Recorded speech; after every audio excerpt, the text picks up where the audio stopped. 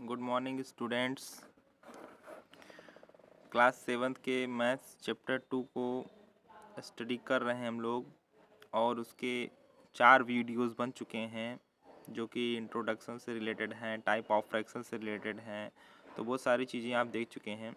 अब next topic हमको इस फ्रैक्शन चैप्टर में पढ़ना है comparison between 2 or more fractions.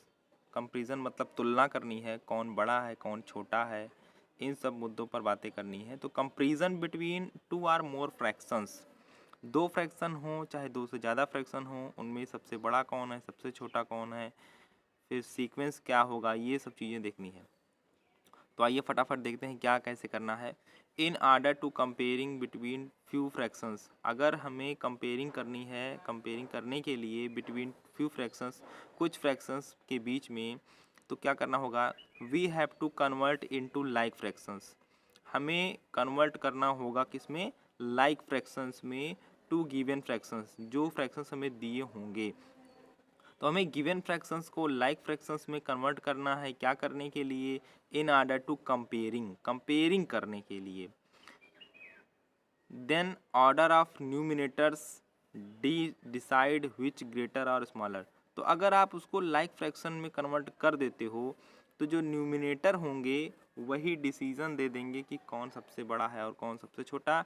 Means जब डिनोमिनेटर्स इक्वल हो जाएंगे तो हमें किस न्यूमिनेटर पर फोकस करना होगा, न्यूमिनेटर्स को ध्यान से देखना होगा और फिर उसके ऑर्डर के अकॉर्डिंग हमारे फ्रैक्शंस के ऑर्डर डिसाइड हो जाएंगे। जब तक एग्जाम्पल नहीं देखेंगे बातें कम समझ में आएंगी। एग्जाम्पल जैसे 1/5, 3/7 और 7/2। अब हमें इसमें पता करना है, मान लीजिए कंपेयरिंग करनी है कि कौन सबसे बड़ा है कौन सबसे छोटा है, और जो तीसरा होगा वो मिड में आ जाएगा। लाइक फ्रैक्शंस में कन्वर्ट करने का मतलब क्या है, लाइक फ्रैक्शंस का कॉन्सेप्ट मैंने प्रीवियस वीडियो में बताया है कि सबके डिनोमिनेटर्स सेम होने चाहिए। When denominators are same then all fractions are called like fractions. तो डिनोमिनेटर्स को इक्वल करने के लिए क्या करना होगा, हमें इन डिनोमिनेटर्स का एलसीएम फाइंड करना होगा, जो कि मैंने यहाँ आपको देखिए फाइंड करके बताया है। तो 2 × 5 × 7 यानी एलसीएम हमारा कितना आ गया, 70। यानी हम सबके डिनोमिनेटर्स को 70 में कन्वर्ट कर लेंगे।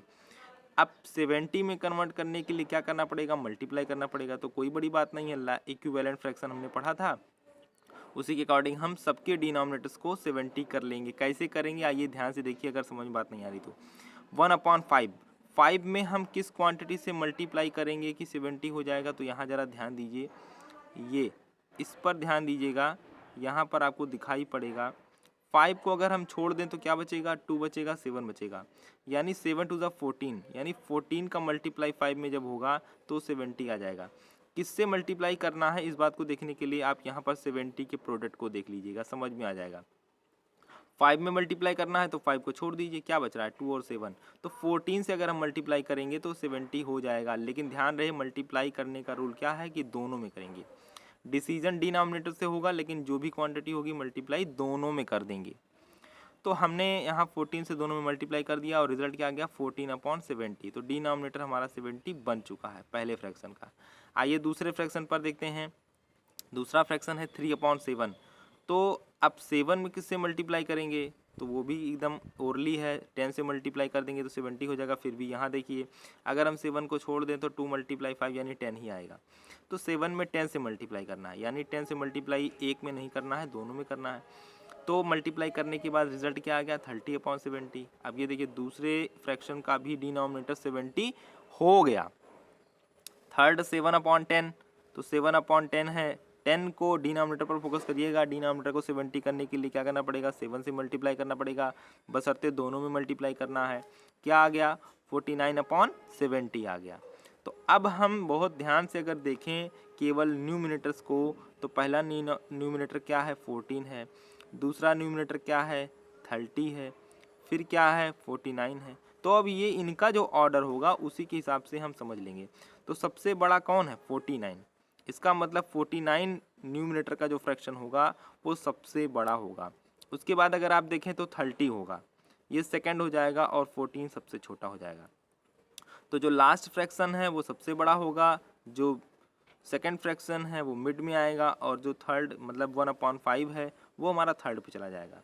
तो डिनोमिनेटर्स को इक्वल कर दीजिए, उसके बाद न्यूमिनेटर्स के सीक्वेंस के अकॉर्डिंग हम पहचान लेंगे कौन सबसे बड़ा होगा और कौन सबसे छोटा होगा, किसको किस रैंक पर रखना है। उम्मीद है आपको कंपैरिजन समझ में आया होगा। फिर भी एक वीडियो और जल्दी से देखेंगे कंपैरिजन के एग्जाम्पल के लिए।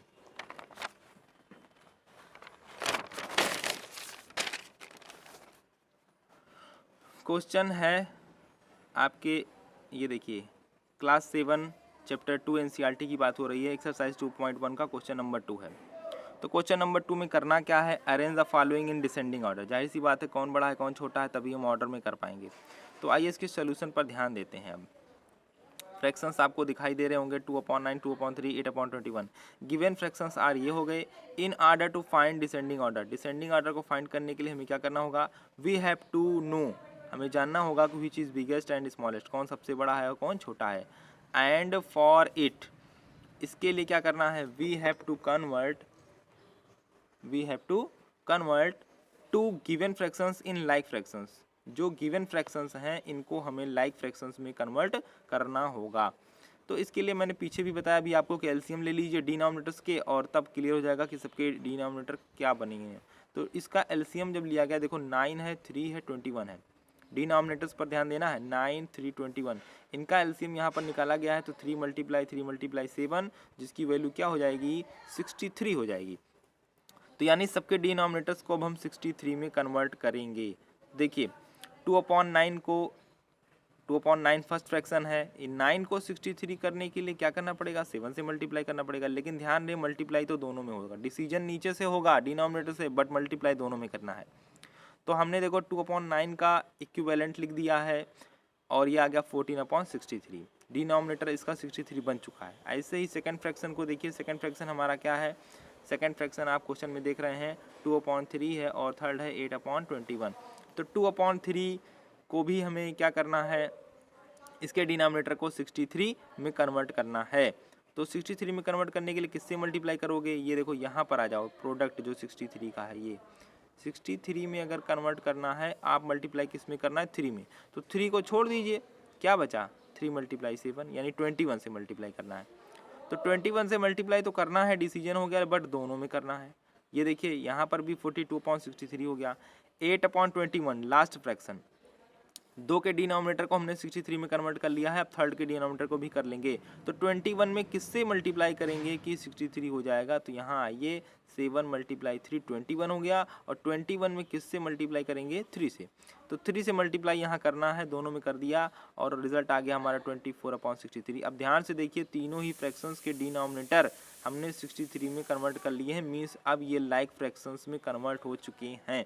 तो अब क्या देखना है, अब केवल हमें न्यूमिनेटर्स पर फोकस करना है। पहले का न्यूमिनेटर क्या है, 14 है, दूसरे का न्यूमिनेटर क्या है, 42 है, तीसरे का न्यूमिनेटर क्या है, 24 है। अब आपको तो समझ में आ ही गया होगा सबसे बड़ा कौन है, सबसे बड़ा 42 है, तो ये फर्स्ट पर हो जाएगा। उसके बाद आपका 24, ये सेकंड पर हो जाएगा। उसके बाद 14 आपका थर्ड पर हो जाएगा।